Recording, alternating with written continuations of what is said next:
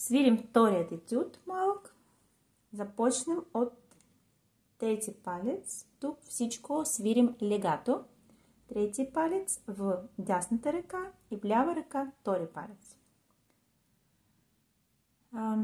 Размер 6/8 и така 1, 2, 3, 4, 5.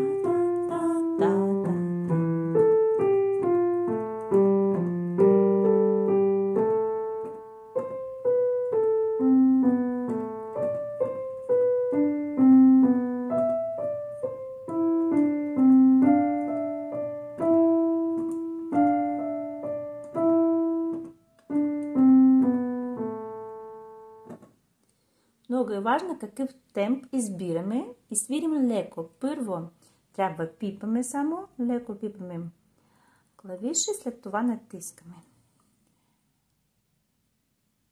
1, 2, 1, 2, 1, 2, 1, 2,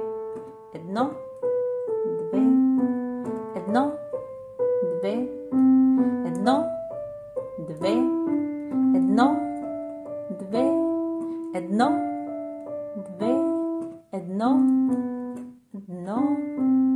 2. Да, тук направила грешка. Тук свирим от нота ре, от втори пръст. И така.